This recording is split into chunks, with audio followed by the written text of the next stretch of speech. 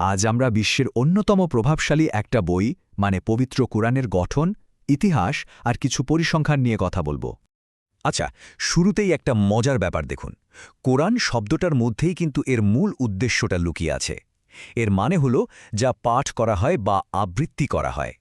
তো বোঝাই যাচ্ছে এটা শুধু নীরবে পড়ে ফেলার মতো কোনো বই না, বরং এটা এমন একটা গ্রন্থ যা বারবার সুরেলাভাবে আবৃত্তি করার জন্যই তৈরি। ভাবুন একবার, গ্রন্থটা শুরুই হচ্ছে কি অসাম আত্মবিশ্বাস নিয়ে।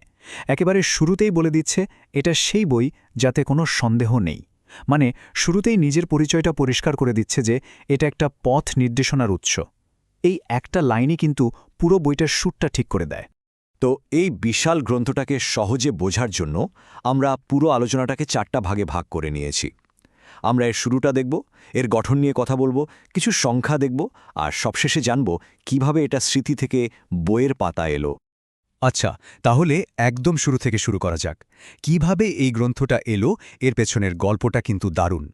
এর শুরুটা হয়েছিল এমন এক ঐতিহাসিক মুহূর্তে যা শুধু একটা অঞ্চলের ইতিহাস নয়, বলা যায় পুরো মানব ইতিহাসের গতিপথই পাল্টে দিয়েছিল। এখানে একটা বিষয় কিন্তু খুব ভালোভাবে খেয়াল করতে হবে, আর সেটা হলো সময়টা। মানে পুরো কোরআন কিন্তু একদিনে বা একবারে আসেনি। এটা প্রায় 23 বছর ধরে একটু একটু করে অবতীর্ণ হয়েছে। সোচুন, কত দীর্ঘ একটা প্রক্রিয়া। দেখুন, এই যে বিকাশের ধারাটা, এটা কিন্তু অসাধারণ। একদম প্রথম শব্দটা ছিল ইকরা বা পড়ো, সেখান থেকে শুরু করে প্রথম কিছু আয়াত, তারপর প্রথম একটা পুরো সূরা, আর সবশেষে শেষ আয়াতটা। পুরো জার্নিটা পরিষ্কার দেখা যাচ্ছে, আর প্রত্যেকটা অংশ কিন্তু তখনকার পরিস্থিতি আর প্রয়োজন অনুযায়ী এসেছিল। তো ওহির গল্পটা তো আমরা জানলাম। এখন প্রশ্ন হলো, এই বিশাল বইটা আসলে সাজানো হয়েছে কিভাবে? চলুন এবার এর ভেতরের গঠনটা একটু দেখে নেওয়া যাক। পুরো কোরআনকে, মানে এর সূরাগুলোকে মূলত দুটো বড় ভাগে ভাগ করা হয়। একটা হলো মক্কি আর একটা মাদানী। আর এই ভাগটা করা হয়েছে ইসলামের ইতিহাসের একটা বিরাট ঘটনার ওপর ভিত্তি করে, সেটা হলো হিজরত। কিন্তু এটা শুধু মক্কার মদিনার ব্যাপার না, এর ভেতরের বিষয়বস্তু আর বার্তার মধ্যেও অনেক পার্থক্য আছে। এই ভাগটা অনেকটা একটা বিল্ডিং বানানোর মতো। মাক্কি সূরাগুলো হল সেই বিল্ডিংয়ের ভিত্তি, যেখানে মূল বিশ্বাস যেমন তৌহিদ, পরকাল এসব নিয়ে কথা বলা হয়েছে। আর মাদানী সূরাগুলো হল সেই ভিত্তির ওপর গড়ে ওঠা পুরো কাঠামোটা, যেখানে সমাজ, আইন, রাষ্ট্র এসব নিয়ে বিস্তারিত নির্দেশনা দেওয়া হয়েছে। মানে প্রথমে বিশ্বাস স্থাপন, তারপর সমাজ গঠন। শুধু মাক্কি আর মাদানী ভাগই না, কোরআন পড়ার সুবিধার জন্য আরও কিছু ভাগ আছে। যেমন ধরুন 30টা পারা বা জুজ, 7টা মঞ্জিল। এগুলো কেন করা হয়েছে? মূলত যাতে নিয়মিত পড়া সহজ হয়। যেমন 30 পারার কারণে প্রতিদিন 1 পারা করে পড়লে 1 মাসে পুরোটা শেষ করা যায়। আবার মঞ্জিলগুলো সপ্তাহে একবার খতম দেওয়ার জন্য। মানে পুরো বিষয়টা খুব ব্যবহারিক।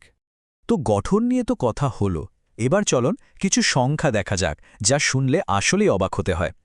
সংখ্যার চোখে কুরআন আসলে কতটা বড়, চলুন দেখি। প্রথমেই আসি সূরার সংখ্যায়। কোরআনে মোট সূরা বা অধ্যায় আছে 114টা।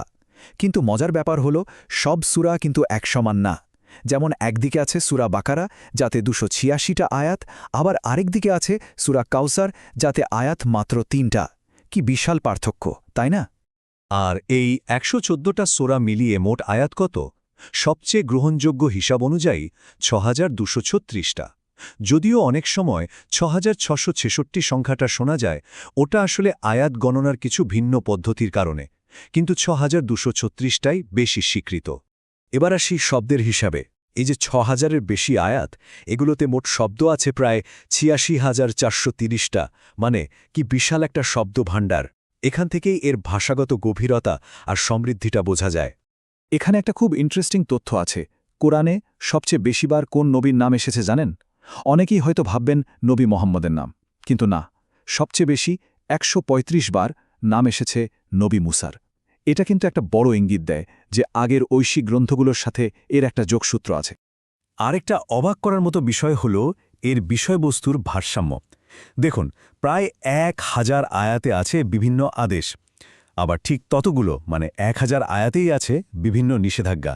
শুধু তাই না, গল্প, উদাহরণ, সতর্কবাণী, সুসংবাদ এগুলো প্রায় 1000 করে। কি দারুণ একটা ব্যালেন্স। আচ্ছা, সংখ্যা তো অনেক দেখলাম, কিন্তু একটা বড় প্রশ্ন কিন্তু থেকেই যায়, এই যে 23 বছর ধরে একটু একটু করে ওহী এলো, যা মূলত মুখে মুখেই প্রচলিত ছিল, সেটা কিভাবে আজকের এই একটা বইয়ের রূপ পেল? এর পেছনের গল্পটাও কিন্তু কম আকর্ষণীয় না। শুরুতে কিন্তু আজকের দিনের মতো ছাপা বই ছিল না। তখন কোরআন সংরক্ষণ করা হতো মূলত দুটো উপায়। প্রথম আর সবচেয়ে গুরুত্বপূর্ণ উপায়টা ছিল মানুষের স্মৃতিতে, মানে হাফেজরা পুরোটা মুখস্থ করে রাখতেন। আর দ্বিতীয় উপায়টা ছিল লেখা, তবে কাগজে না। তখন যা পাওয়া যেত, খেজুর পাতা, চ্যাপ্টা পাথর, পশুর হাড় বা চামড়া, সেগুলোর ওপরেই লিখে রাখা হতো। কিন্তু সমস্যা হলো, এই লেখাগুলো ছিল বিভিন্ন জায়গায় ছড়ানো ছিটানো। আর যারা মুখস্থ করেছিলেন তাদের অনেকেই যুদ্ধে শহীদ হচ্ছিলেন। তখনই একটা স্থায়ী সমাধানের দরকার হয়। খলিফা আবু বকরের সময় প্রথমবার সব লেখাগুলোকে এক জায়গায় আনা হয়। এরপর খলিফা উসমানের সময় সেটাকে একটা স্ট্যান্ডার্ড বা প্রমিত রূপ দেওয়া হয়, যাতে উচ্চারণে কোনো গড়মিল না হয়। তারপর সেই কপিটাই সারা মুসলিম বিশ্বে ছড়িয়ে দেওয়া হয়।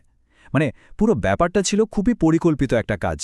তাহলে দেখুন, একটা গুহার ভেতর থেকে আসা একটা শব্দ পড়ো, সেখান থেকে শুরু করে আজকের এই নিখুঁতভাবে সাজানো সংরক্ষিত একটা বই, পুরো যাত্রাটা কিন্তু কোরআনের বার্তার মতোই গভীর। এই ইতিহাস আর গঠনটা আমাদের একটা বড় প্রশ্নের সামনে দাঁড় করিয়ে দেয়। একটা গ্রন্থের কাঠামো আর তার ভেতরের বার্তা, এই দুটো একে অপরকে ঠিক কতটা প্রভাবিত করে, এটা কিন্তু আসলেই ভাবার মতো একটা বিষয়।